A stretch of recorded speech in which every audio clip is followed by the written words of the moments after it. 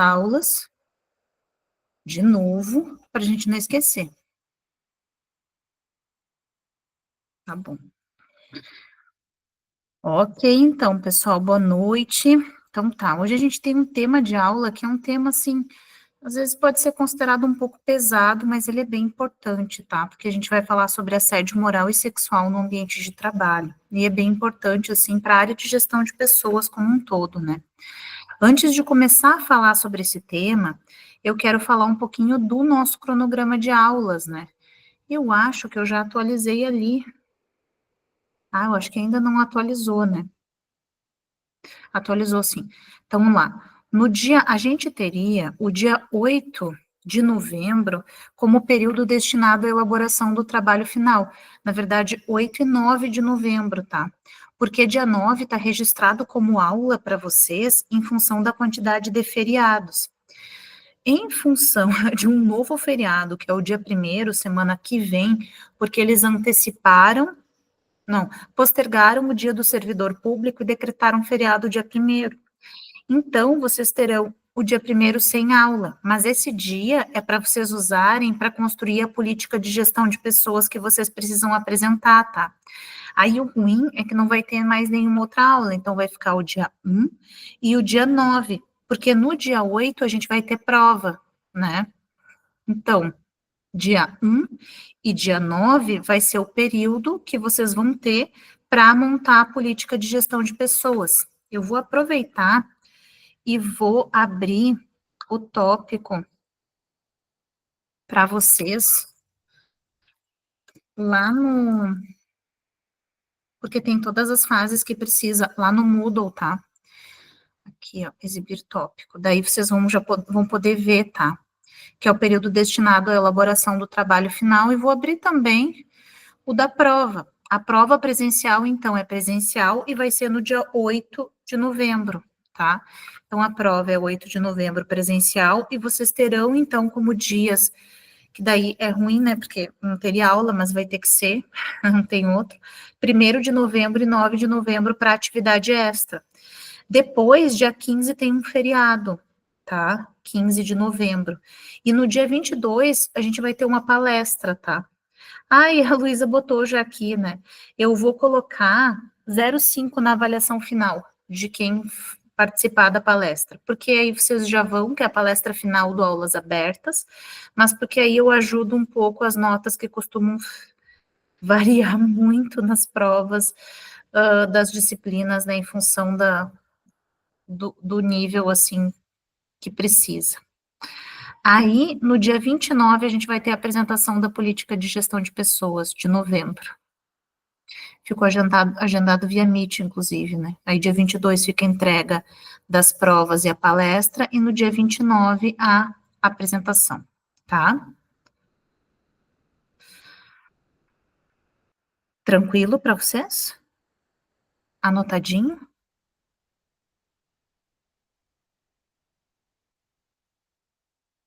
Pessoal? Tem sim? Tá bem, que bom então. Então tá. Então, para a aula de hoje, a gente vai falar um pouco sobre assédio, mas é uma aula que eu queria que tivesse um nível de troca com vocês, tá?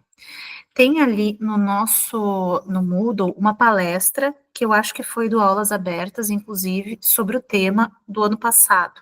É uma palestra muito boa, muito informativa sobre o tema, que tem enquadramentos legais, tem questões relacionadas a decisões judiciais relacionadas ao tema, é bem importante. Mas eu queria falar com vocês, porque eu queria fazer algumas perguntas iniciais, assim.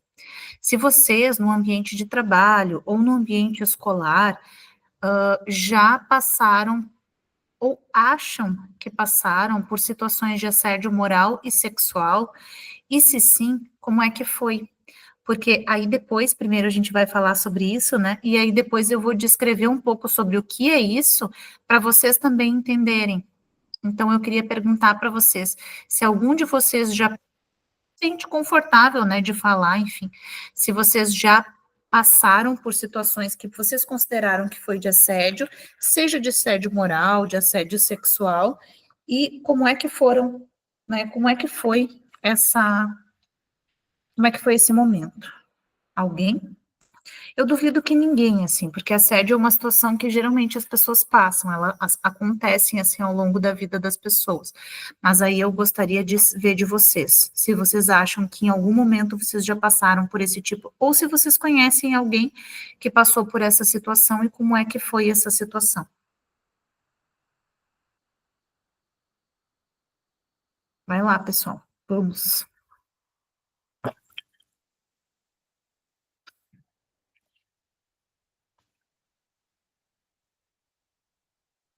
Ninguém? Vocês têm certeza? Arthur entrou agora. A pergunta é a seguinte, pessoal, de novo. Se vocês, em algum momento da vida de vocês, passaram por situações de assédio ou já viram situações de assédio acontecer com pessoas que vocês conhecem, enfim, e o que que vocês acharam disso? Alguém? Bom, professora, Vai, muito bem. Otávio. No meu ambiente de trabalho, eu não sei até que ponto configura de fato, né, o assédio moral, mas que a dúvida é grande, é bem grande. Pela questão de tu desestabilizar a pessoa, tu botar a pessoa em situação de pede uma coisa, na frente depois de outras pessoas cobra outra.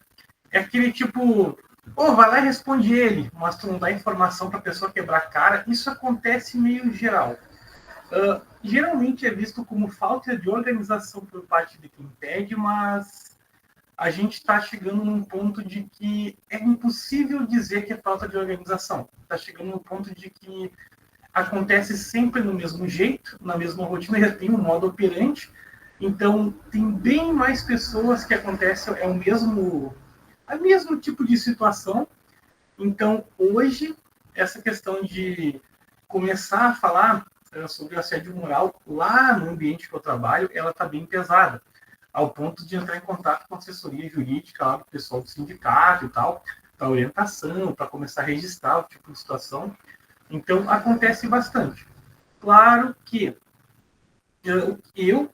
Otávio, particularmente, eu fico bem dividido em algumas coisas, porque, conforme aqui no slide, ó, a conduta abusiva tem bastante, principalmente questão de chefe lidando com o pessoal inferior. O modo, sim, tem muita coisa de. Não existe desvio de função, porque é subjetivo a questão de configurar a rotina, então tu pode fazer qualquer coisa. É um pensamento de vamos produzir que tu acaba denegrindo a pessoa, tu acaba pedindo uns absurdos e acaba acontecendo a situação de tu pedir uma coisa que não é para a pessoa fazer, aí na frente de um cargo maior lá, tu diz que a pessoa é preguiçosa, que não quer fazer, que não quer interagir, que ela não veste camisa, coisas nesse sentido, né? No meu entendimento, isso já configura, porque, tipo, cara, tá tudo errado, sabe? Tá tudo errado. Então, a gente acaba vendo bastante, acaba lidando bastante. O ambiente em si, ele é bem rústico, né? Para não dizer tóxico, né? Na real, é tóxico pra caralho, né? Mas isso acontece bastante, assim. Claro, um pouquinho mais, um pouquinho menos, mas se é um pouquinho, se é muito, tá errado do mesmo jeito, no caso, né? Exato, Otávio. Então, assim, ambiente acadêmico é um ambiente muito propício a ocorrências de assédio. É um ambiente onde ocorre assédio vertical, assédio horizontal, né, ou seja, entre professor-aluno, entre colegas de trabalho e entre chefias, é bem comum. E às vezes também aluno-professor. Por quê? Porque a gente está falando, né, de pessoas, muitas pessoas, porque o ambiente acadêmico envolve uma quantidade bem maior de pessoas no ambiente de trabalho, e a gente está lidando com egos, né, porque a gente está falando da propriedade intelectual, assim, das pessoas envolvidas. Ali na definição dá uma ideia, Otávio.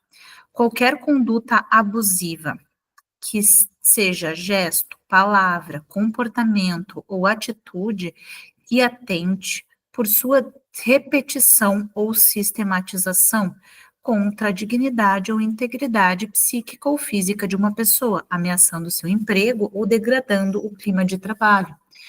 Por exemplo, se todas as orientações de TCC, eu vou lá, tá aí o Gustavo, né?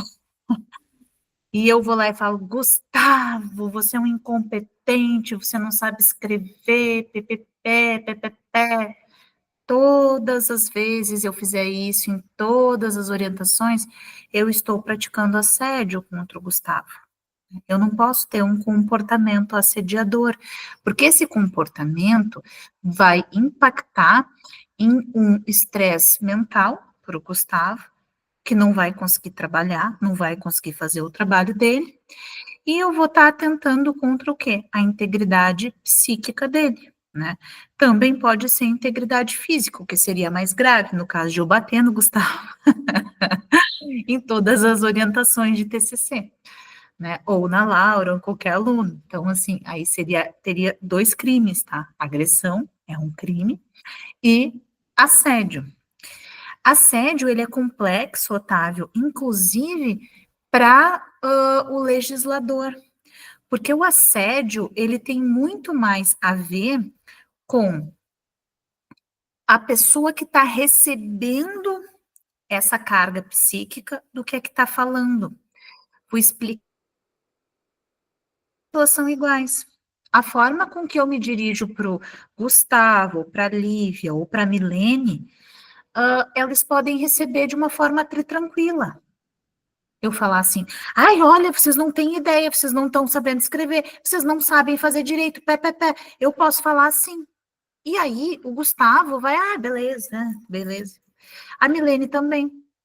Mas na Lívia, a Lívia pode ter uma crise de ansiedade com esse jeito com que eu tô falando com ela. E, em algum momento, eu tenho que avisar, a Lívia vai ter que me avisar disso, né? E vai ter que dizer, professor, esse jeito que a senhora fala comigo me causa um pouco de ansiedade. Seria bom se você não falasse comigo desse jeito. E se eu não respeitar isso, a Lívia pode acionar judicialmente para dizer ela está me causando, né, crises de ansiedade e eu vou processá-la por assédio. É bem impactante isso, né? Porque depende do recebedor da nossa grosseria e não da forma com que a gente fala. E isso implica que algumas pessoas naturalmente têm um comportamento mais assediador do que as outras, certo? Só que qual é a evolução da lei? A gente já vai ver toda ela, tem passo a passo ali, tem 40 slides que vão falar disso. Mas a evolução é justamente essa, é a preocupação com o estado mental de cada indivíduo. E o quanto as pessoas devem se adequar para não tornar o ambiente de trabalho deles o quê? Tóxico, não é? Ou como eu gentilmente costumo chamar, Chernobyl. Para que não vire uma Chernobyl, a gente precisa melhorar o ambiente de trabalho, a gente precisa trabalhar para que todos sejam mais gentis ou amáveis e as pessoas gostem realmente de estar ali, de estar nesse ambiente de trabalho, entende? Isso é muito importante. Lá no final eu vou exemplificar com um exemplo meu relacionado a caso de assédio dentro da universidade, de assédio moral, e que implicou em eu criar essa aula e dar essa aula para os meus colegas para ensinar eles a não cometer assédio. Porque uma das coisas mais interessantes do assédio é que muitos assediadores não sabem que estão assediando, porque como eles têm esse comportamento, esse jeito, com quase todas as questões da sua vida pessoal, enfim, há muito tempo, eles seguem mantendo esse jeito. Só que algumas pessoas, eles magoam, transtornam, e outras não, né? Então, por isso também é algo delicado, mas interessante, assim, de a gente pensar, né? Então, assim, a definição jurídica de assédio é essa, é qualquer conduta abusiva, gesto, palavra, comportamento ou atitude que atente por sua repetição ou sistematização. Uma questão muito importante é a repetição ou sistematização, porque aí a gente vai ter logo adiante a definição ou a diferença entre conflito e assédio. Um conflito, ele pode se dar em algum momento. 2 alunos vão lá e gritam um com o outro, ou 2 professores, enfim. Aquilo é um conflito. Gritou, deu aquele estresse e tal, depois resolveu. A questão da sistematização é quando é repetido, que foi o que o Otávio comentou. Pô, acontece sempre, acontece da mesma forma, né? Acontece do mesmo jeito. Essa sistematização é que ocasiona, que torna ou que dá nome a, ou que configura o assédio, né? Então, isso é muito importante. O assédio, ele é recorrente, diferente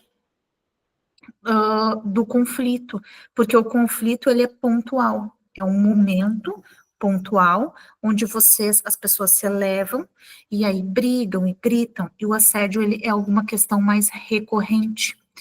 Então, a violação da dignidade do trabalhador, a prática humilhante, degradante, que visa atingir moral, a integridade física e psíquica no ambiente de trabalho, portanto, que a submissão do trabalhador a práticas degradantes representa violação à própria dignidade. Então, o princípio da dignidade humana, por exemplo, ele foi instituído de forma expressa já na Constituição Federal de 88. Então, lá ele está no artigo 1º, ele faz um marco que é a respeito de todas as atividades do ser humano. Então, assim, a gente tem garantido na nossa Constituição Federal o princípio de dignidade. Então, violar essa dignidade humana é, por si só, um crime contra a Constituição, que é dos mais graves. A violação da dignidade dentro do ambiente de trabalho também, porque o ambiente de trabalho é o local onde, via de regra, as pessoas adquirem o seu sustento, e a maior parte das pessoas trabalham porque precisam. A escolha do ambiente de trabalho nem sempre se dá em função do local mais aprazível, nem sempre é possível. Então, ataques psicológicos às pessoas nesse ambiente, eles são muito sérios em função disso. Eu não sei se te respondeu, Otávio, um pouco. Sim. Conflito é tradicional lá, volta e meia, o pessoal dá uma divergência, mas, de fato, né, tem uma situação mais específica que é mais recente, que ela já não considera que seja um conflito, porque ela acontece já meio frequente, já é meio sistemático, é sempre do mesmo modo, com a mesma pessoa, do mesmo contexto, então acaba sendo uma birra que já foi pro pessoal, e de fato, o agressor, né, que fala, o jeito dele é sempre o mesmo. Só que, realmente, depende de quem recebe. No caso, né, essa colega que está sentindo, né, na questão do assédio moral, ela recebe diferente. Ela não tem um embate, né? Então, realmente, isso tem afetado bastante ela. Ela já tem uma bagagem bem grande, assim, com outras situações. E é diferente, porque tem coisas que essa pessoa fala, o agressor, no caso, tem o tipo do conflito comigo, só que é diferente, porque tu reage, tu rebate, tu bate de frente, digamos assim, e tem coisa que eu sei que a discussão é pontual, é uma questão de discussão de palavras, eu não levo, tipo, não é levar pro coração, no caso, assim, só que, eu viro a página e sigo para frente. Essa outra colega minha, não, ela se fecha, sabe, ela fecha, recua, e isso pesa, daí ela não consegue lidar e tal. Então, para ela, é um peso bem diferente. É bem que nem tu falou isso, tá? Porque daí ela recebendo é outro mundo, assim, é bem pesado. Isso é porque, assim, ó, a forma com que eu falo para você, se eu sou mais enfática, mais dura, por exemplo, talvez para o Otávio não faça nenhuma diferença, mas talvez para a Louvane isso impacte, ela se sinta mal, ela pessoalize isso de alguma forma. Por isso que também, dentro do ambiente de trabalho, a gente tem que avisar as pessoas que trabalham. Por exemplo, se você é da gestão de pessoas, você tem que dizer, tomem cuidado com o uso de determinadas frases, né, o uso de determinadas formas. Se você tem que falar com uma pessoa sobre um problema no trabalho, tente não fazer isso em público, faça com ela, né, não use um tom de voz mais alterado para isso. Essas coisas simples assim, elas têm de vir da gestão de pessoas, porque é isso, cada pessoa, o Pedro colocou ali, lida com as coisas de um jeito, mas é nossa responsabilidade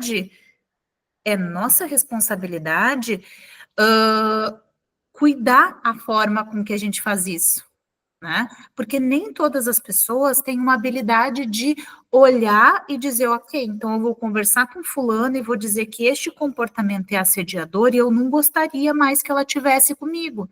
Nem todas as pessoas conseguem fazer isso, né? É difícil pessoas que consigam, porque se elas estão se sentindo mal, provavelmente elas já são pessoas mais introspectivas, que têm dificuldade de se expressar ou de falar, tu entende? Por isso, a importância da gestão de pessoas levar essa problemática para dentro das organizações e, mais do que isso, fazer com que as pessoas entendam que determinados comportamentos agressivos podem ser considerados uma forma de assédio. A Ariana disse, talvez a pessoa que receba o assédio nem se dê conta que está sofrendo um assédio, apenas acha que é o jeito do colega. Exatamente. Então, assim, muita gente pensa isso, diz, mas é o jeito dele. Mas se o jeito te afeta, se o jeito te incomoda, se o jeito te causa algum tipo de sofrimento psíquico, você primeiro tem que informar. Depois você tem que dizer, o que você está fazendo é assédio. Você não pode fazer, você tem que mudar esse teu jeito. Porque da mesma forma como a gente tem de se alinhar, assim, no ambiente de trabalho para ser uma pessoa legal, assim, minimamente, a pessoa que está no ambiente de trabalho com a gente também não pode ter determinados comportamentos que são abusivos ou são grosseiros, vocês entendem? Então, é uma via de mão dupla neste caso. Seguir aqui. Então, a natureza psicológica dos ataques. A gente vai chamar, o que tu acha mais comum é sofrer dos clientes, Pedro. Mas aí tem que verificar se é assédio ou se é conflito. Porque se é um embate que acontece num momento específico, aí pode ser só conflito. Tipo, eu não aconteceu comigo, mas com as minhas vendedoras já aconteceu algumas vezes, assim, não, de ser assédio mesmo, da pessoa pegar pesado com o que tá falando.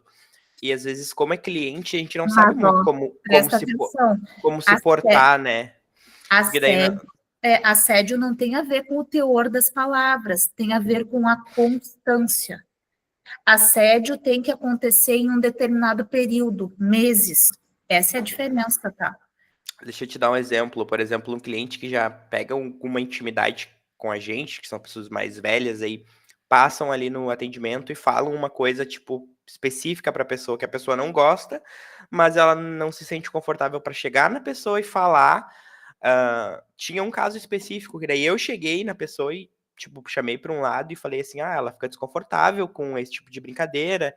E a pessoa, e numa boa, assim, eu falei com o senhor, ela não gosta desse tipo de brincadeira. Ela só não fala nada porque ela não se sente confortável.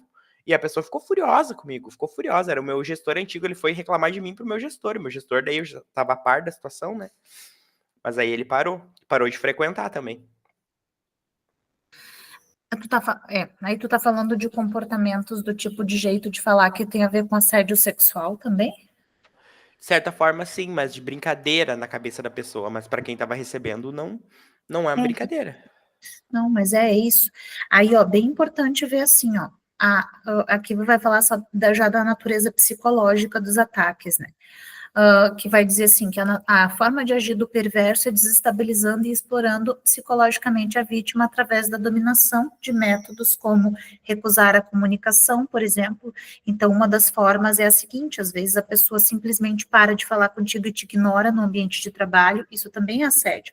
Se você está lá e você é ignorado por todas as pessoas do teu ambiente de trabalho, né? Ou se elas tentam desqualificar, destruir a autoestima, cortar as relações sociais, vexar, constranger, a vítima é ferida em seu amor próprio ou sente-se atingida em sua dignidade com a súbita perda de autoconfiança. Tudo isso pode ser assédio. Então, o sofrimento gerado por esse clima de terror é que é capaz de atingir diretamente a saúde física e psicológica da vítima, e os resultados vão tomar essas proporções que podem ser significativas e podem gerar graves danos não só à saúde mental e moral, como também ao físico da pessoa que é humilhada. E reflete no físico, né? Geralmente as pessoas que têm danos psicológicos acabam ficando doentes fisicamente, né? Elas acabam desenvolvendo, mesmo que seja às vezes mais gripe ou coisas do tipo, elas desenvolvem doenças. Então, existem várias formas de você ter um comportamento assediador. Nem todas elas têm a ver com isso, né? Com você gritar, você exacerbar, assim, seu ódio contra a pessoa. Algumas delas têm a ver com simplesmente ignorar, não falar, né? Ignorar o que é o trabalho que a pessoa fez, tudo isso. E também isso pode ser considerado assédio.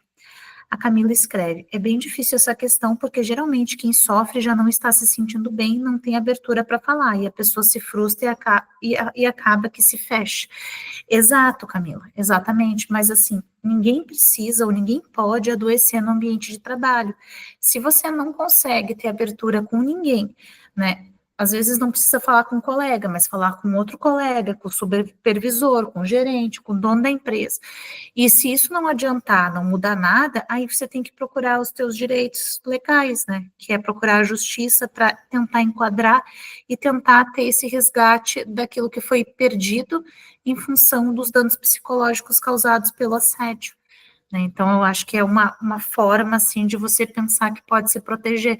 O que não pode, de forma nenhuma, é você ser prejudicado, tanto sendo demitido ou afastado, quanto, principalmente, você ter danos, né, à sua saúde em função disso.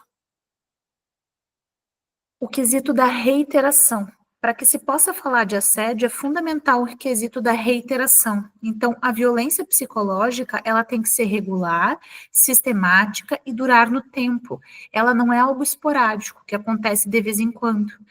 Então, é relevante compreender o elemento de reiteração como aquelas atitudes não isoladas, não eventuais, não pontuais, que visam destruir a dignidade psicológica do indivíduo. Então, o que acontece? Não são pequenos indícios, a gente tem, às vezes, pequenos indícios de hostilidade que podem ser verificados. Às vezes você coleta, assim, por exemplo, para demonstrar o assédio, várias coisas. Um e-mail, né, uma troca de conversas de WhatsApp, um jeito com que a pessoa se porta. Você pega várias questões, junta todas elas, todos esses elementos, e aí você tem o assédio em si, né, a formação do assédio em si. Então, você tem formas de provar que isso está acontecendo, está existindo. Então, por exemplo, a conduta abusiva, né, a conduta do assédio moral, ela traz implícitos os requisitos de ato ilícito, que além de violar o ordenamento jurídico, vão gerar dano às outras pessoas. Então, o tripé dessa conduta, violação do dever jurídico e lesão, estão ligados por uma causalidade. O que significa isso? Que ele vai se caracterizar ao mesmo tempo, dentro das relações de trabalho, como violador dos deveres contratuais, que tem a ver com esse tratamento mútuo de lealdade e dignidade, e violador de regra legal e geral do dever jurídico. Então, de duas formas, você está descontratando, digamos assim, o contrato social que a gente tem. Uma, você está impedindo ou prejudicando que aquela pessoa trabalhe da melhor forma possível. Então, você está quebrando as regras de contrato de trabalho. E você também está quebrando regras de contrato social. São duas quebras de conduta.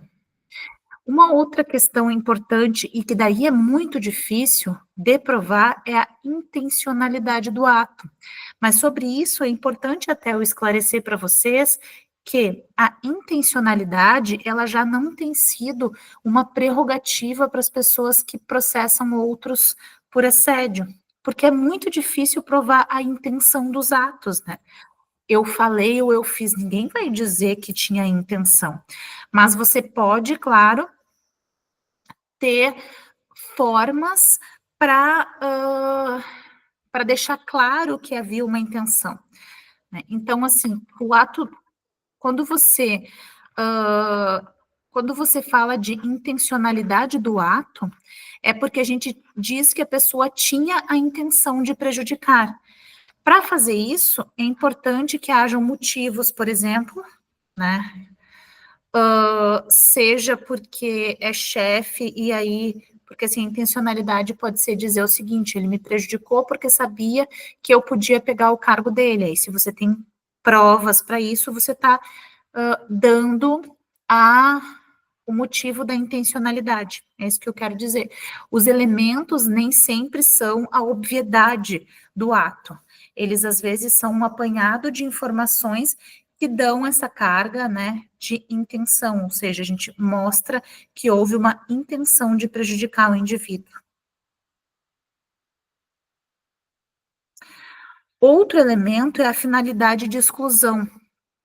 O propósito de destruir a vítima, por exemplo, em última análise, evitar todos os meios, evitar que todos os meios, e seja de forma velada ou não, para fazer com que aquela pessoa represente um perigo e se retire do ambiente de trabalho. Então, assim, excluir a pessoa, né? Não falar com ela, gritar para que ela, de uma forma que ela se constranja ou ela não se sinta bem no ambiente, evitar com que ela fale, porque às vezes o assédio tem a ver com isso, né? Você tem um comportamento assediador, persegue e tal, até que você deixa o trabalho ou o clima tão ruim que a pessoa pede demissão. Isso é muito comum, aliás, tá? Aí a pessoa não aguenta, ela fala, não, eu não vou aguentar. O lugar aqui é horrível, eu não estou me sentindo bem, eu vou embora. Aí ela pede demissão. Nesse caso, quando acontece isso, ela tem vários elementos que são possíveis de serem utilizados para compensações monetárias relacionadas a implicações de assédio, né? Claro que o ideal é não chegar nesse ponto, né, de você se demitir ou pedir demissão, porque o ambiente de trabalho é tão ruim que você prefere ficar desempregado do que trabalhando lá. Mas pedir demissão, por exemplo, e se, né, mostrar que que foi forçado a isso, pode ser uma prova legal. Pedro? E nesses casos, Stephanie, por exemplo, a pessoa está sofrendo assédio do gestor dela, tá? Tá desconfortável. Isso aconteceu numa empresa que eu conheço, que a pessoa estava sofrendo assédio, chegou pro gestor, tipo, tá sofrendo os colegas, falou com o gestor, e o gestor levou na brincadeira, tipo, não levou a sério. E, inclusive, falou pros outros que, o cara tá reclamando de vocês, parem dessas piadinhas. E aí piorou a coisa. Aí as piadinhas ficaram maiores, né? Tomou uma proporção maior, em vez de ele apaziguar a coisa, ele piorou a situação. Resumindo a história, o departamento regional demitiu todos os envolvidos. Todos, o gestor e todos que estavam envolvidos. Mas quem é que responde, digamos, se a pessoa resolve tomar tipo, processar? É a empresa que responde ou é a pessoa que responde? Todos. Porque você pode acionar todos, juridicamente, a empresa e todas as pessoas. Então, todos respondem. Você aciona a empresa, porque não impediu que acontecesse, e você aciona todas as pessoas que praticaram os atos de assédio. Todos viram réus do processo, todos. Perfeito. Eu achei que a empresa tivesse que assumir a responsabilidade. É compartilhada, todos tomam o processo, todos tomam, tá? Inclusive, todos podem ser cobrados, e se a empresa demitiu, e se ela conseguir provar que ela fez o possível quando ela soube, quem vai responder são as pessoas, não a empresa. Por isso, é importante a gente observar o nosso comportamento dentro do ambiente de trabalho e saber se a gente é causador de algum sei lá, de algum distúrbio que aconteça com uma outra pessoa, né? Se a gente começa a notar que a pessoa fica muito nervosa para falar com a gente tem que se responsabilizar por isso, porque não é a empresa que se responsabiliza, é a pessoa física, não é só a empresa. Então, tipo de assédio, ele pode ser vertical, descendente, ascendente ou horizontal. Perpetrados por superiores hierárquicos, são os mais comuns, né? Do superior para os subordinados. Ascendente é o contrário, é por um ou vários subordinados contra um superior, pode acontecer também. E na horizontal é no mesmo nível hierárquico, né? Isso é para dizer que o assédio, como é um comportamento, ele pode acontecer de várias formas. sobre o perfil do agressor, tá? Por que que a gente fala um pouco sobre isso? Porque é bem comum que o perfil seja parecido, tá? Então, o agressor, ele é sempre definido como um perverso narcisista. O que é um perverso narcisista? É um sujeito egocêntrico, que possui esse sentimento de grandeza exacerbado, tem fantasias de sucesso, poder limitado, acredita ser especial e singular, ele necessita ser admirado para viver, tudo lhe é devido, nas relações interpessoais explora o outro, embora tenha necessidade de ser admirado e aprovado pelos outros.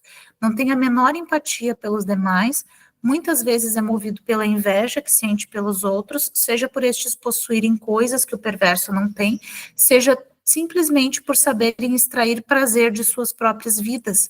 Não se envolve afetiva e emocionalmente com as pessoas, é incapaz de experimentar emoções depressivas como luta e tristeza, quando é abandonado ou decepcionado, aparenta estar deprimido, mas em verdade sente raiva, ressentimento e desejo de vingança. Né? Isso é lá da literatura da área de psicologia, para entender como é que é o perfil do perverso narcisista. Aí vocês devem ter visto várias pessoas. A gente vê algumas pessoas que conhecem, né? Então a gente tem que, às vezes, chamar um pouco a atenção a gente mesmo, no sentido de evitar esse tipo de comportamento na gente, né, com relação às outras pessoas, e tentar, de alguma forma, se afastar um pouco das pessoas que têm esse perfil, né? Eu acho que duas coisas assim acontecem, porque geralmente perversos narcisistas, eles acabam não só praticando assédio, mas são pessoas que dentro do próprio convívio, seja familiar, enfim, de trabalho, ocasionam, assim, alguns, né, decorrências psicológicas para as pessoas, assim. A vítima também, ela geralmente é parecida, tá? Porque ela é dotada de responsabilidade acima da média, geralmente as vítimas são pessoas que trabalham bastante, que têm elevada autoestima, o prazer em viver, acredita que as pessoas que a cercam têm essas qualidades, então torna-se incômodo para o agressor e representa uma ameaça ao seu cargo, à sua posição perante o grupo, sua força vital, e o transforma em presa, né? Aí vocês leem isso, e isso é usado. Esses slides eu extraí de algumas decisões judiciais, depois vocês vão ver ali no final, relacionadas ao tema, tá? Então, na lógica perversa, aquela pessoa que tem capacidade de autonomia e independência, capacitação por sua inteligência, atitudes, iniciativa, popularidade, às vezes, carisma, liderança inatos, sendo cooperativo de trabalho em equipe, representa um grande perigo para o agressor, por inveja ou medo de ser suplantado. Então, o agressor impõe um sistema de poder que é para anular essa vítima. Os espectadores, então, são todas as pessoas, colegas, superiores, que, querendo ou não, de algum modo, participam dessa violência, no caso, o Otávio, e vivenciam ainda que reflexamente, são denominados conformistas passivos, aqueles que não estão envolvidos diretamente na ação perversa, mas tem sua parcela de responsabilidade, pois nada fazem para frear a violência psicológica do perverso. E conformistas ativos são aqueles que favorecem claramente a ação do agressor. Então, a gente pode ser um conformista de não fazer nada, ou aquele que participa dos ataques, né? Então, a gente pode ser um espectador que também participa de certa forma. Então, o papel que a empresa exerce, nesse caso, é fundamental, porque quando ela se instala é porque a empresa deixou que chegasse a esse ponto. Geralmente, empresas com ambientes mais tóxicos têm uma maior preponderância de casos de assédio, porque ele se torna uma parte da cultura da empresa. O clima é assim, a cultura é assim, então todo mundo faz isso, né?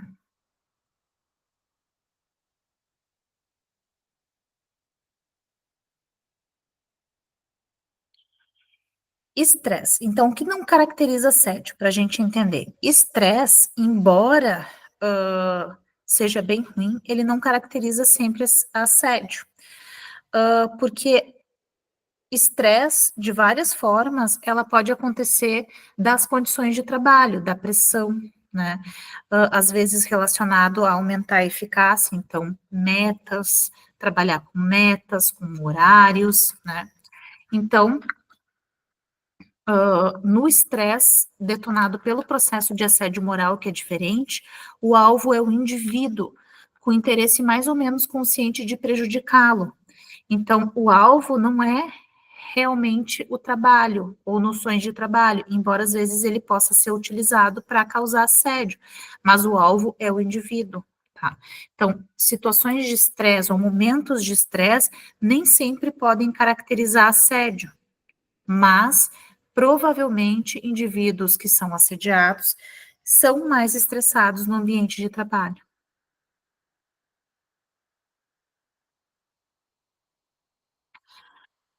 Então, gestão por injúria é notada por todos os empregados são sem distinção maltratados, é o comportamento indigno e inadmissível de dirigentes mal preparados que, por meio de insultos e injúrias, submetem os empregados a uma pressão terrível, com total falta de respeito. Por vezes, essas atitudes podem caracterizar o assédio moral, quando esses dirigentes tirânicos utilizam também procedimentos perversos, como, por exemplo, colocar as pessoas umas contra as outras. Mas o simples ato de falar ou cobrar todo mundo nem sempre pode ser considerado assédio.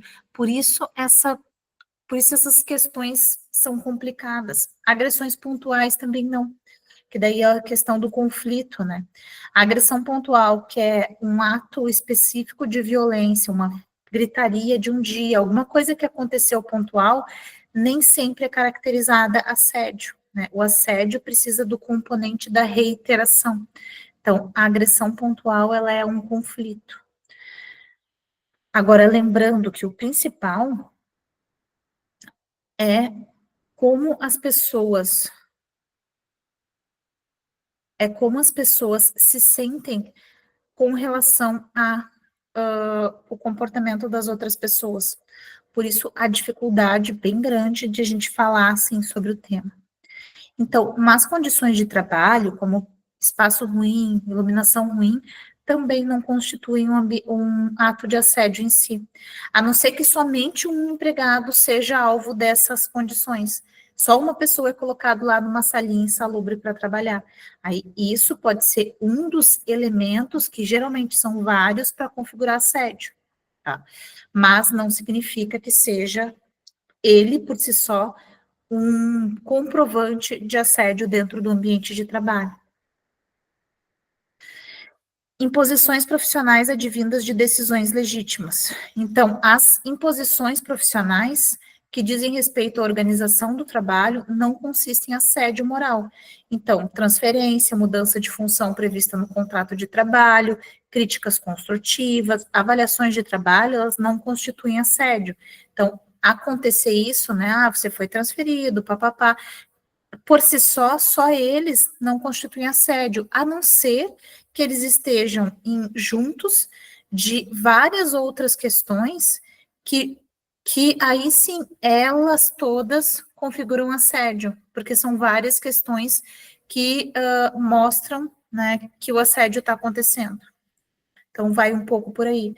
Depende um pouco de você ter vários elementos que configurem um assédio, e não um só. O conflito, de novo, né, que não caracteriza o assédio moral. Então, em algum momento as pessoas se estranharam, brigaram, enfim, se foi um momento específico e tal, provavelmente não configura assédio. Agora, o conflito em si. Agora, se isso se estende, se isso acontece de forma contínua o tempo inteiro, aí você pode considerar assédio. Assédio sexual. Assédio sexual é bem tenso por vários motivos, mas a ocorrência ou a caracterização em si de assédio sexual tem a ver com o pedido de favores sexuais pelo superior hierárquico com promessa de tratamento diferenciado em caso de aceitação ou ameaça. Enquanto o assédio moral ele visa a eliminação da vítima pelo psicoterror, o assédio sexual é caracterizado como toda forma de conduta que sugere o prazer sexual nas suas variadas formas e que cause constrangimento ou afete a dignidade humana. Então, é o que diferencia um pouco assédio moral e assédio sexual. Aí também tem questões diferentes, porque vocês vão ver que o assédio sexual ele implica em outros crimes, né, que podem ser que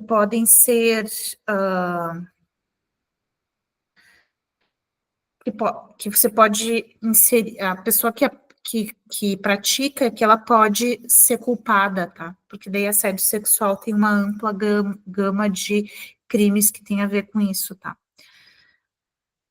Tem a ver com ele. Formas de agir, então, do agressor. A deterioração proposital das condições de trabalho, o isolamento, atentado contra a dignidade, a violência verbal ou física.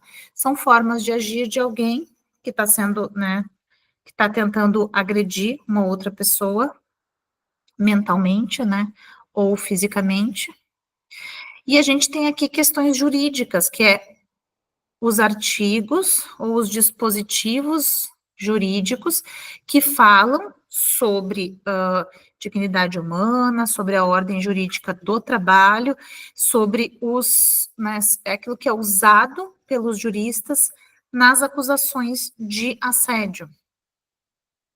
Aqui também, a gente tem na CLT, a gente tem uma lei específica, que é a 9029 de 95, que é sobre assédio moral discriminatório. A gente tem alguns projetos de lei, várias legislações estaduais e municipais relacionadas a assédio. As consequências, então, do assédio moral no ambiente de trabalho é que são as piores. O assédio em si, sim, ele é ruim, é um baita de um problema, mas as consequências é que são devastadoras tanto para o ambiente de trabalho quanto para a empresa, né?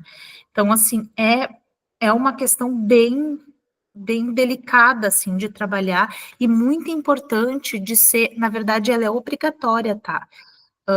Na lei, essa lei que foi citada anteriormente, que é aqui, lei de assédio, é obrigatório que a empresa, tem várias questões, ó, garante o empregado o direito de optar a reintegração e indenização pelo período de afastamento, por exemplo, que ficou, mas ele obriga que a CIPA, que é uma comissão dentro das organizações que é relacionada a acidentes de trabalho, por exemplo, se responsabilize por gerar cartilhas sobre o que é assédio, fazer com que elas circulem, né, dentro da organização e que a empresa se responsabilize de informar o que é assédio para os seus trabalhadores, porque aí ela também é responsabilizada com mais afinco, porque ela tem que zelar pela integridade moral também, integridade psíquica das pessoas que trabalham ali.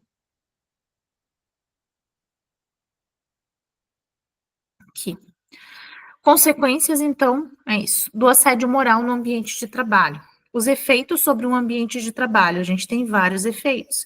Então, a gente tem o ambiente que vai se tornando insuportável, né?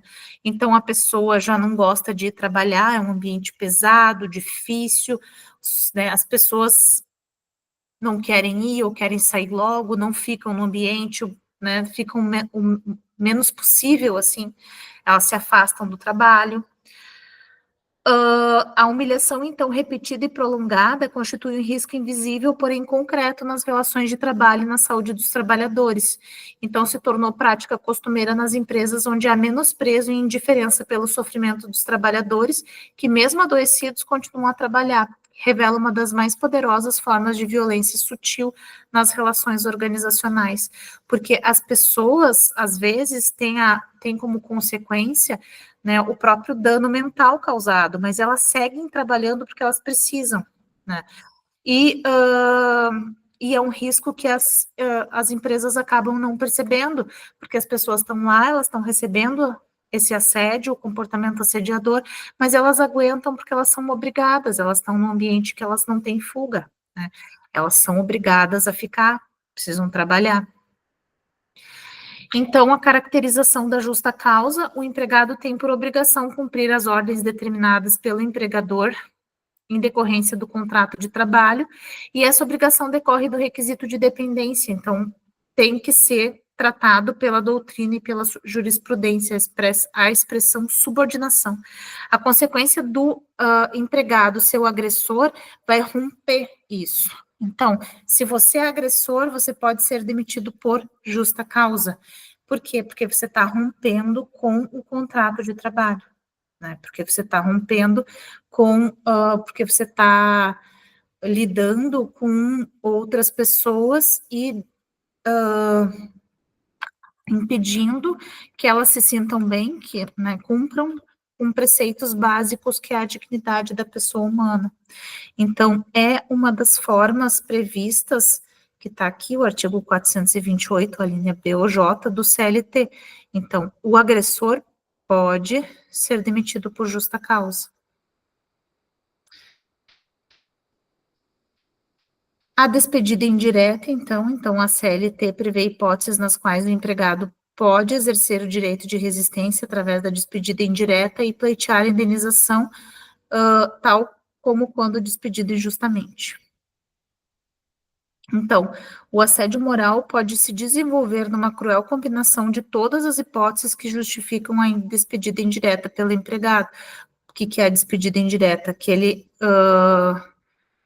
simplesmente saia da empresa.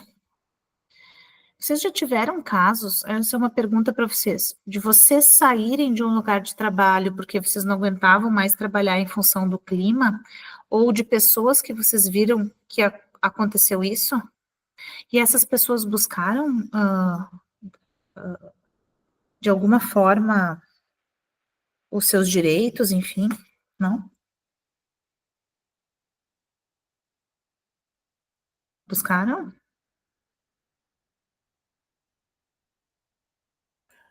Eu não sofri assédio diretamente, assim, eu não sei se enquadra como assédio, mas eu tava violando as normas de trabalho para a empresa, tipo, eu tava trabalhando muito mais dias consecutivos do que permitido por lei, e eu já tava falando que não tava bom para mim, que isso já tava me esgotando. E chegou num ponto que eu não quis mais e cheguei pro gestor e falei, não quero mais trabalhar aqui por esse motivo, eu quero que tu me demita. Senão eu vou fazer alguma coisa. E aí ele me demitiu. Mas foi Daí ele feito. te demitiu? Sim, daí me demitiu, pediu só para mim cumprir os 30 e me pagou os meus direitos todos. Entendi. Tá bem. Geralmente, é bem raro, inclusive, que em casos de assédio as pessoas busquem os direitos ou a justiça. Geralmente as pessoas acham que há uma dificuldade muito grande de ser resolvido, né? E realmente, ao longo dos anos, assim, era bem difícil você provar situações de assédio. Hoje em dia não, né? Porque hoje em dia a gente tem... Isso se enquadraria como assédio? Tipo, eu trabalhei 20 dias consecutivos, mesmo não querendo e falando que não queria. Eu tive que trabalhar os 20 dias consecutivos. Seria assédio isso?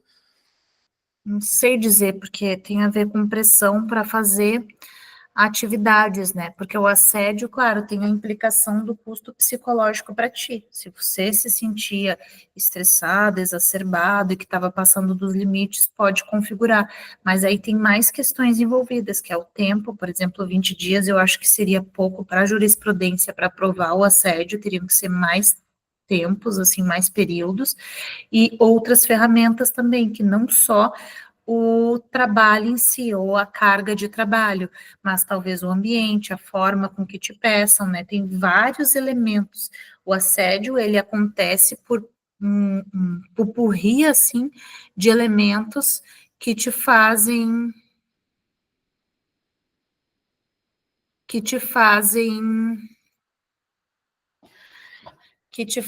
assim, sei lá, sabe, que te fazem adoecer, né? Então, são várias coisas, assim, Pedro. Eu não diria que esse Então foi período mais específico uma quebra de direito é uma quebra trabalhista do direito trabalhista. do que um Isso, assédio.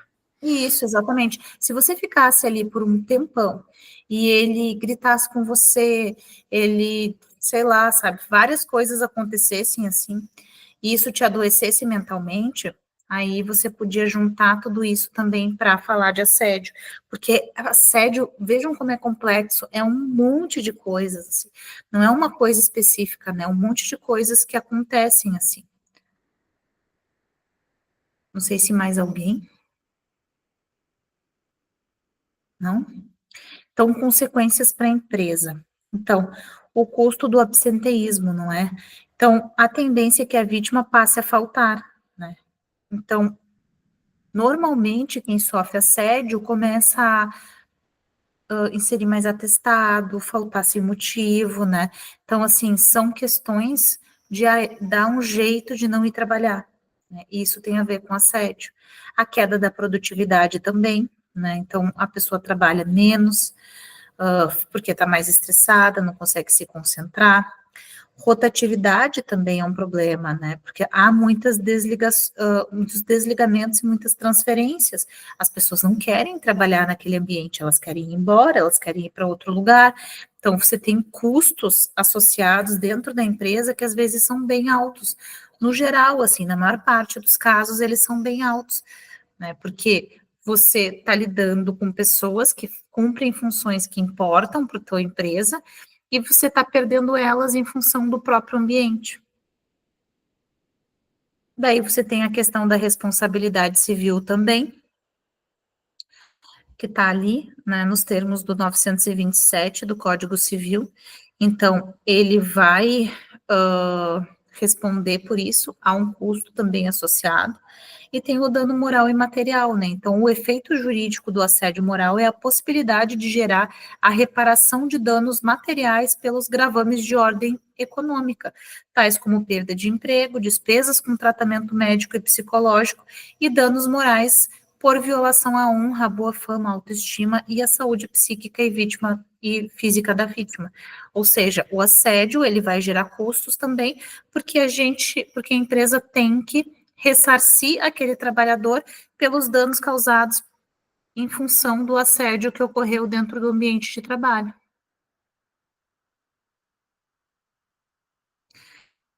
Então, lá no artigo 333 e no 818 do Código e da CLT, ele vai falar, vai citar duas questões.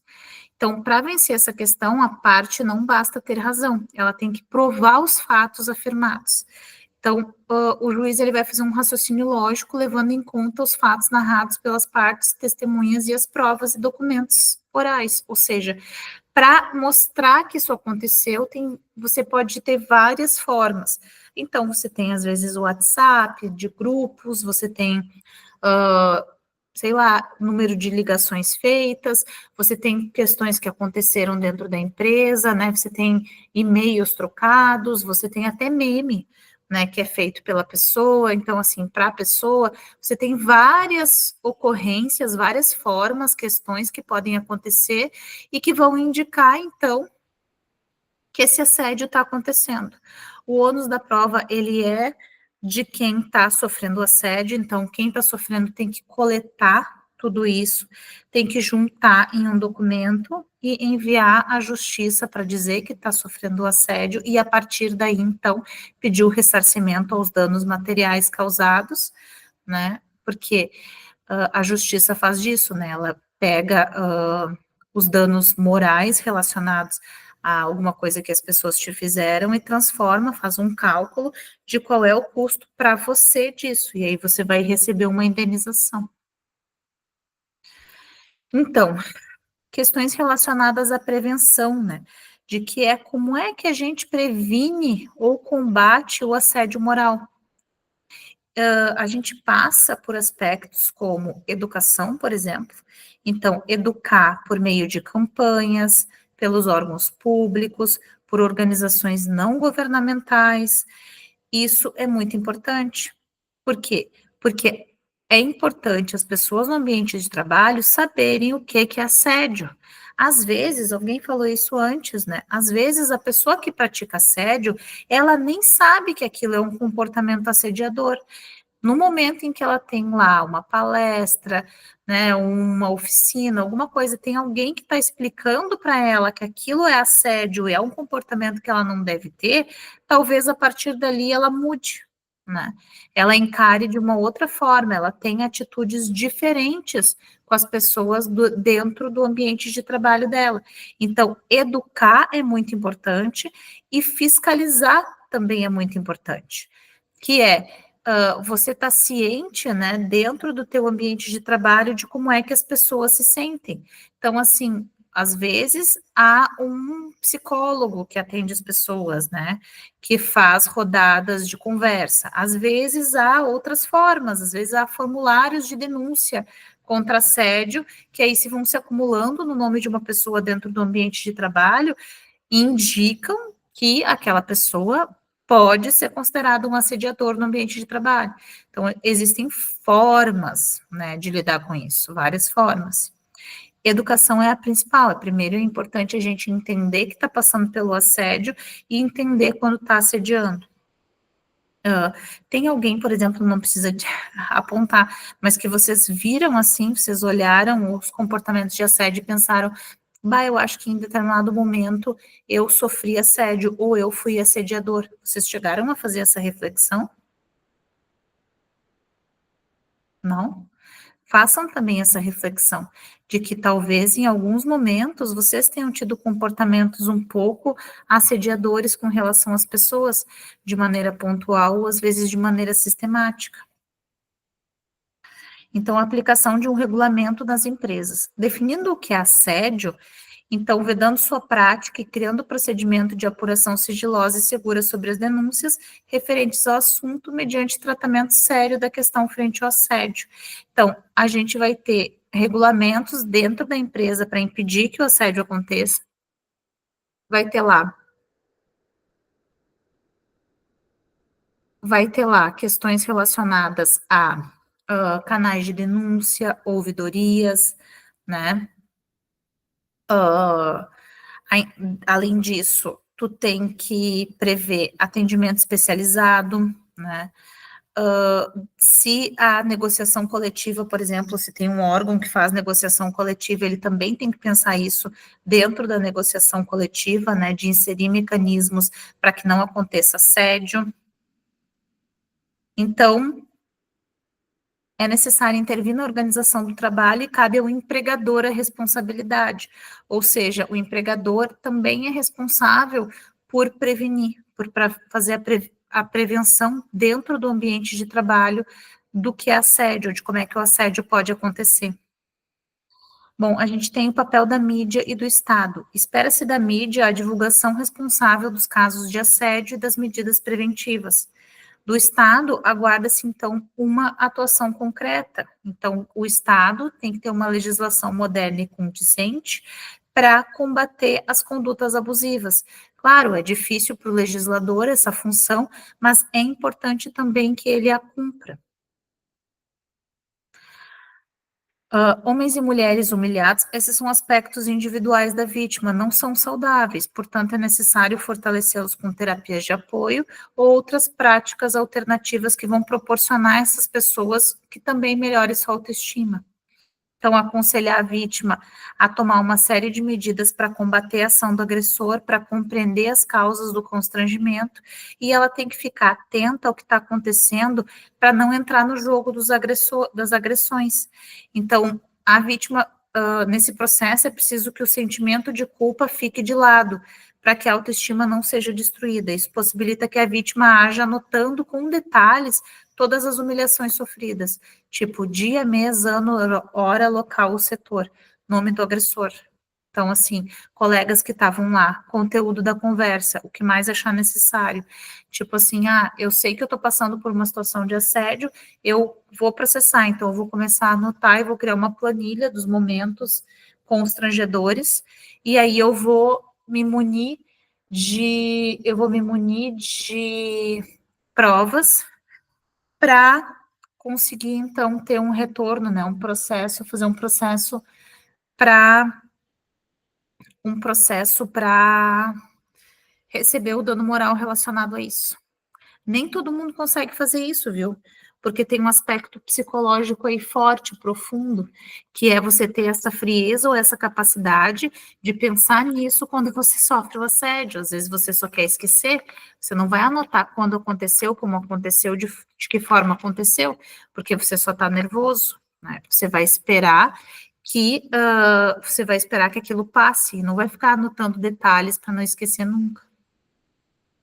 O papel das CIPAs também, que eu já falei para vocês. Então, a CIPA, ela tem competência para atuar na prevenção e no combate, então elas têm que ser atuantes dos processos relacionados a assédio dentro das organizações, então, de fato, elas têm que atuar tanto na prevenção quanto no combate, e isso é muito importante. Os sindicatos também, eles têm papel atuante nas questões relacionadas a assédio, para prevenir assédio, sobretudo, então os sindicatos são atuantes nesse sentido. O Ministério Público do Trabalho também, você pode acionar o Ministério Público em casos de, por exemplo, grandes empresas públicas que passem por essa situação, ou dependendo do cargo, né, do nível do cargo em empresas públicas, você pode direto acionar o Ministério Público do Trabalho para tentar, a partir dele, né, punir ou, enfim, né, verificar de que forma ele pode investigar o caso de uma forma mais ampla. Então, alguns exemplos trazidos, né, para a gente compreender. Então, a gente tem ali assédio moral no ambiente de trabalho, caracterização, indenização por danos morais devida. O assédio moral caracteriza-se pela prática de variados artifícios levados a efeito no ambiente de trabalho pelo assediador superior hierárquico ou não do assediado, de forma deliberada e sistemática, repetida e continuada, comete violência psicológica contra a vítima com o objetivo de ir minando a sua autoestima, dignidade ou reputação até destruir por completo, que é o que está lá, a capacidade de resistência da vítima. Então, isso sendo devido o pagamento da indenização pleiteada. Isso é em Goiás, né, depois de um recurso, o Tribunal Regional do Trabalho, né, 18º de Goiás, dando, de 27 de março de 2014, a indenização pleiteada a um trabalhador em função do que caracteriza ali. Então, para vocês verem que acontece, né, bastante, inclusive, indenizações relacionadas a esse tema, tá? Então, a gente tem ali outro, né, indenização por dano moral, ócio remunerado ou assédio moral, porque, então, a maior parte desses trabalhadores, às vezes, não foram trabalhar ou foram demitidos, ou pediram demissão, e aí eles cobram isso, eles cobram o tempo que eles estão sem trabalhar e que foi ocasionado por ter que sair de um ambiente onde eles não se sentiam bem. E aí a gente tem ali, ó, direito à honra, imagem e dignidade, não havendo dúvidas acerca do constrangimento sofrido, como substanciado na violação de suas garantias individuais. Então, outro processo de indenização, ó, direito à indenização por danos morais. Então, outro que garante indenização. Alguns saem na mídia, assim, bem comum. Tem outros aqui, ó, reduzindo a autoestima, ao impedir que o reclamante exerça suas funções, tratando de forma aviltante e degradante, extrapolou seu poder diretivo, caracterizando o assédio moral de forma a repercutir nos bens personalíssimos da autora constitucionalmente tutelado no artigo tal, que lhe geraram sofrimento e abalo psíquico. Então, tá ali, também é outro caso de assédio moral em que há, né, a devolução à vítima através de valores monetários para compensar, ou a compensação do que foi sofrido. Mais um, aqui tem R$5.000, por exemplo, que é de 2013, que é bem antigo. Parcial provimento para reduzir a indenização por danos morais. Aqui é um pedido de... e esse relacionado ao que tu falou, tá, Pedro? cobrança de metas, exigência de cumprimentos de prazo e a manifestação do poder diretivo por meio de ordens que são incitas a qualquer atividade econômica esse exercício, enquanto respeita os limites de licitude não necessita sofrer ingerência estatal, enfim, também, ó, neste caso, eles consideraram cobrança de metas e exigência de cumprimento de prazos uma forma de assédio, né? E aí, por isso, ela está cobrando esse período. É interessante isso. Então, ônus da prova, de novo, né? Aí dando diferença de comissões, aqui o ônus da prova também vindo de um processo do Tribunal Superior do Trabalho, já de 2004, onde a pessoa vai lá e ali fala um pouco de tudo o que ela pegou, documentou, para dizer que o assédio aconteceu. Ó, tá ali. As comissões, aqui tá falando, o ônus da prova é neste contexto que o presente caso se situa. Trata-se de inversão do ônus da prova a partir de quem tinha aptidão para produzi-la. Cuida-se de diferenças de comissão, ao argumento de que foram sendo reduzidas em contrapartida com a defesa pela qual as comissões eram pagas conforme ajustadas. Ressalta-se, cadê que eu me perdi aqui?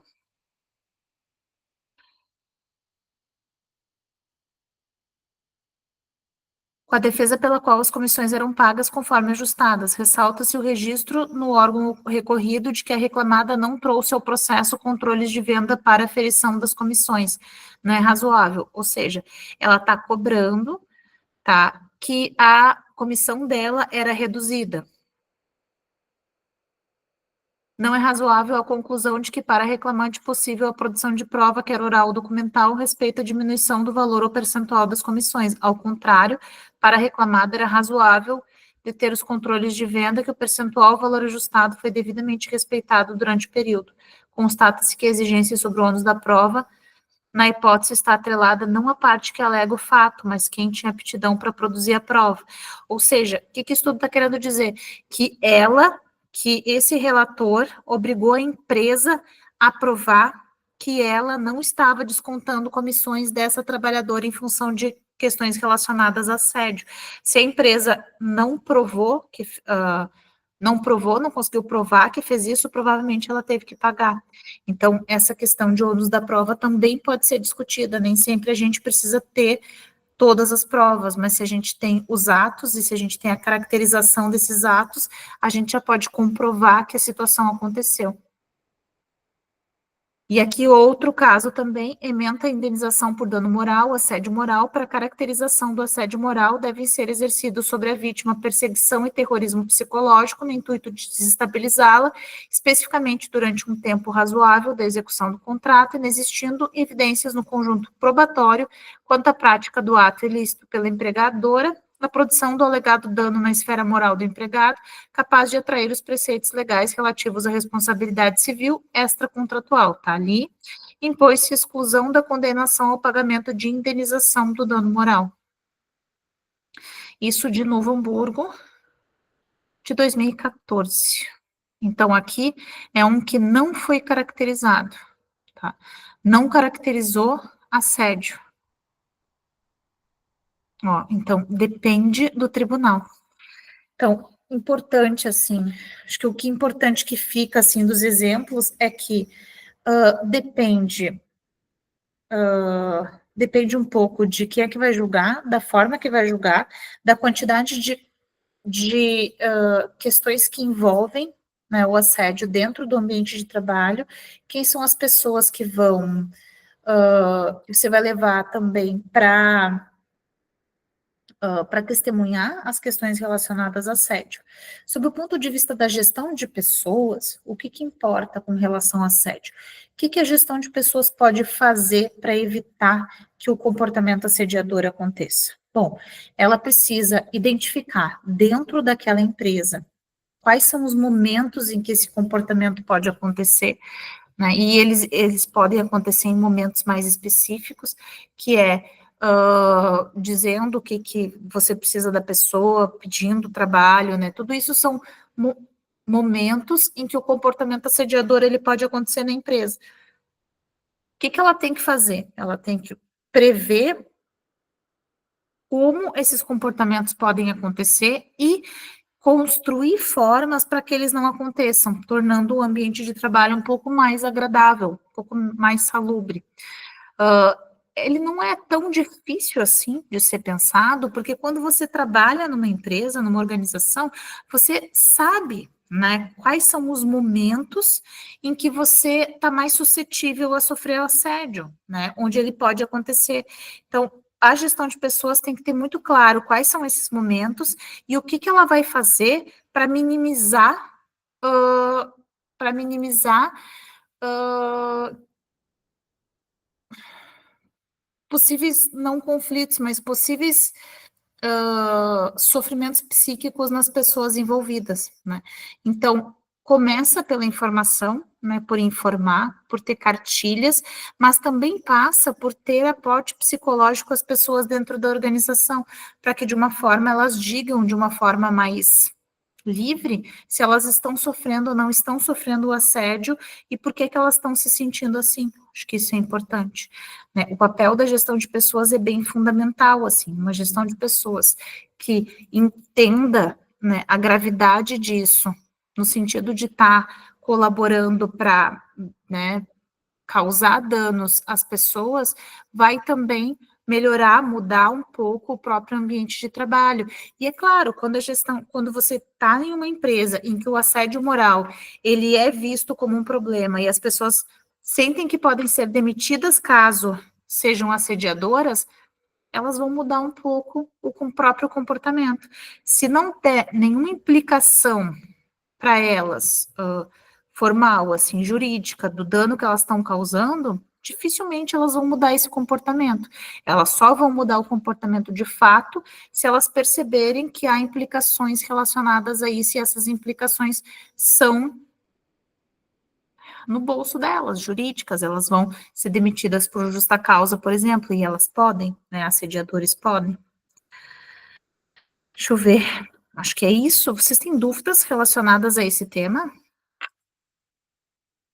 Nenhuma? É tranquilo? O tema em si é tranquilo para vocês?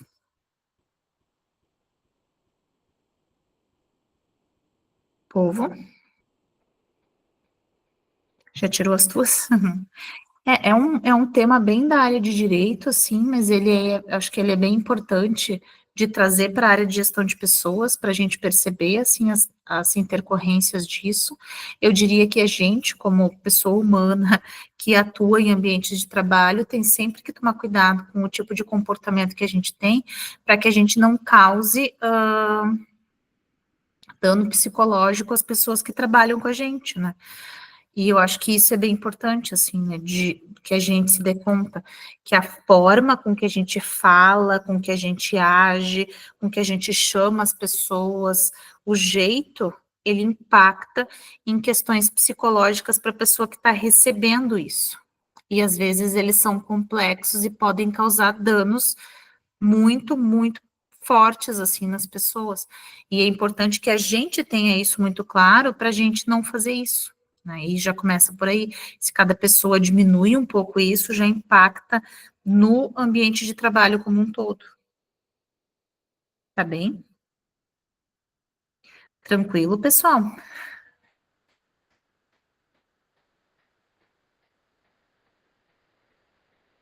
Tranquilo? Tá bem, então. Se vocês não têm mais dúvidas com relação ao tema, a gente pode ir encerrando. Tá bem? Vou finalizar a gravação.